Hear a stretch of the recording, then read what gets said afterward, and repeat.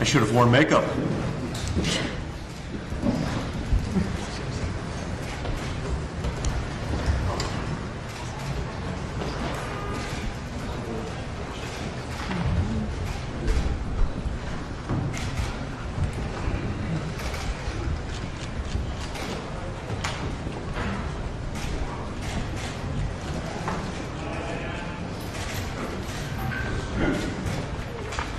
Okay, thank you.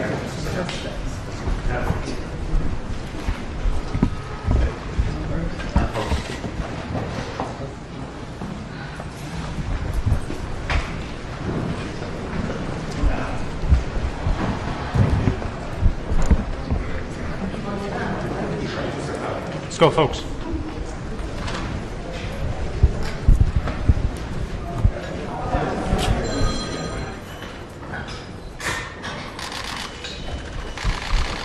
How's it going so far?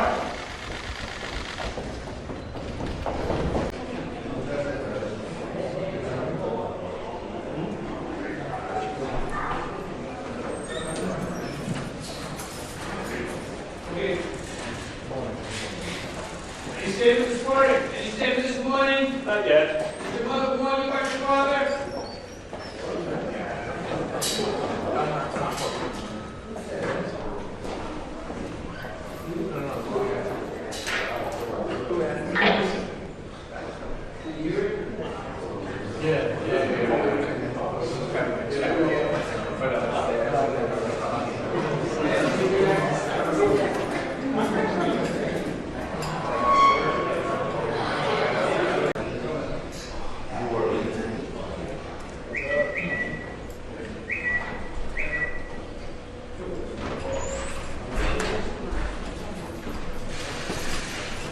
Eric, how's it going?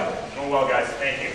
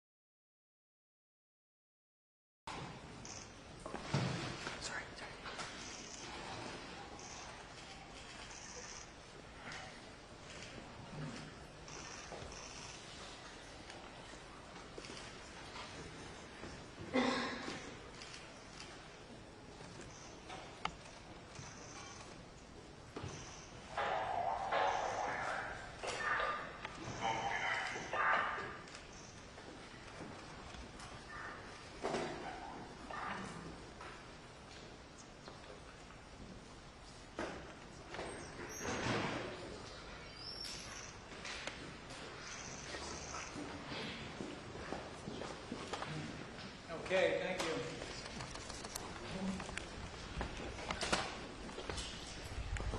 Head out, sir.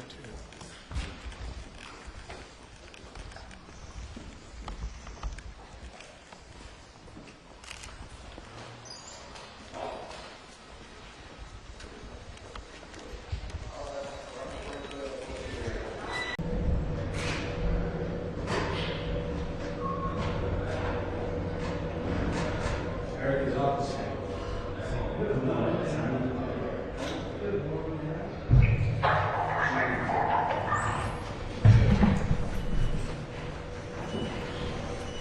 Eric, any statement about your testimony?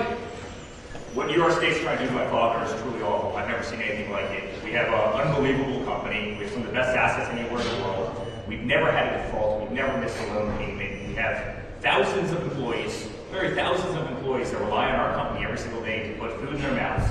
in the state of New York. We run some of the most significant buildings, some of the best golf courses, so many other great properties. And the witch hunt that this woman is under, the witch hunt that this person is under to get my father for political purposes is disgusting. They've dragged Don and I and Ivanka into it as collateral damage. They only want our names in this thing because it sensationalizes the case.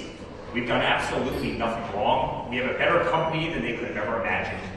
And this is a big charade that's a huge waste of taxpayer money. And it's the very reason everybody's moving out of New York State, and I was actually one of them. It's sad, it shouldn't happen. I love this state. This state is absolutely going to hell. And it's because of people like the Attorney General of New York. We have to start focusing on crime. There are kids that are getting shot in the streets. There's a kid that got shot in the middle of Times Square. And you know, then you have great police officers like the ones that stand around me who go and try and arrest these people. And you know what? They have charges pressed against them and they're not even allowed to do their jobs. It's a disgrace. New York is failing, and we've got to bring our state back to life. And charades like this have to stop, because the only reason she's doing this is she wants to run for another political position, or she wants to fundraise for her own political campaigns. It's a joke. It's an absolute joke. And guys, we're going to win this thing. I promise you we're going to win it, because we haven't done a damn thing wrong. So I appreciate you guys being here every single day, and I look forward to seeing you guys very soon. Next week, are you coming back? I might, guys. I might come back. I know my father's... If you come back, you're going to bail him out? My father's certainly going to be here. I know he's very fired up to be here, and he thinks that this is one of the most incredible injustices that he's ever seen, and it truly is. And when you sit on that stand and you listen to the questions that they're asking, including Mar-a-Lago apparently being worth $18 million, it's a joke. I mean, the entire state of Florida is literally laughing at this proceeding for that reason. And I've always been a believer that the truth comes out at the end. It will here. I think we're winning it. If we have a fair system, this thing will be over very, very soon, and I hope we're afforded the same level of fairness that anybody else that didn't wear the Trump name would have. So I appreciate it. And by the way, all the guys that work with the court system, they've been absolutely amazing. I really appreciate all of you. So thank you guys very much. Thank you.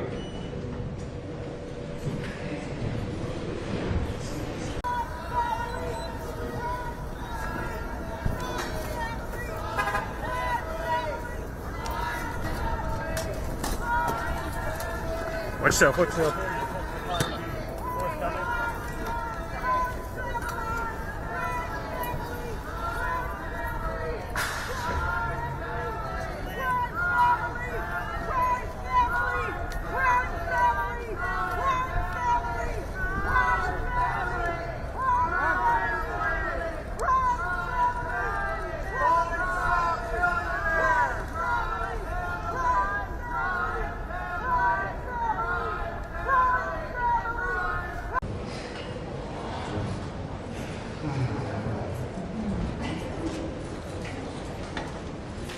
Here we go. How you doing, Ivanka?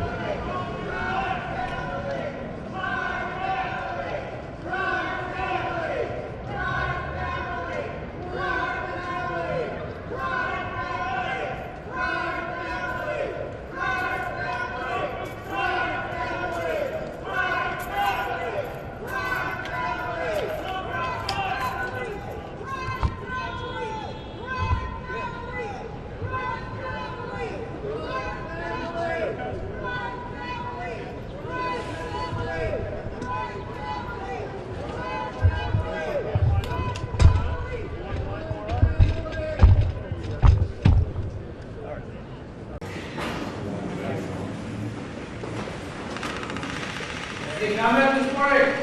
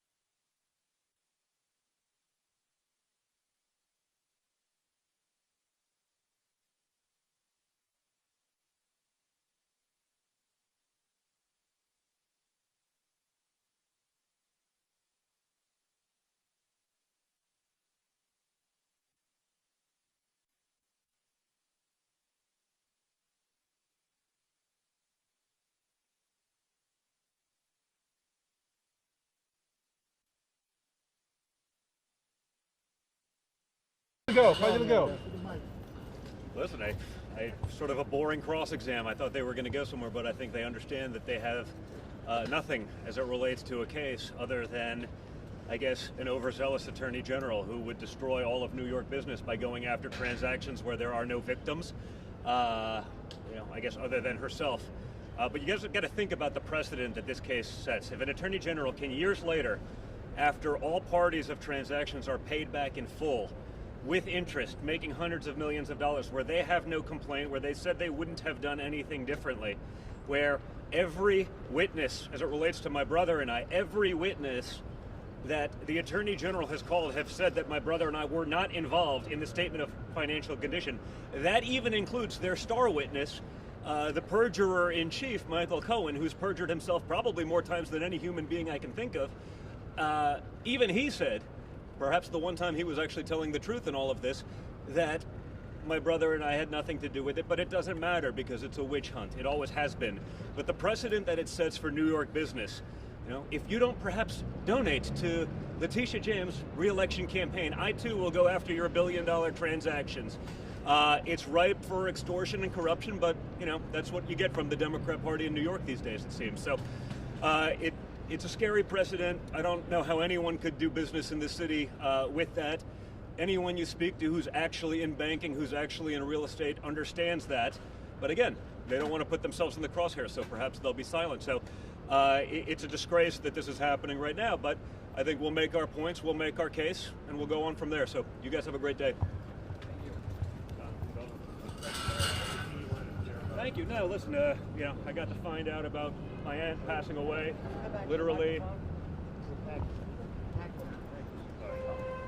Not really what I want to talk about, but no, I got to, literally about, as I pulled up here this morning, I found out, my aunt passed away.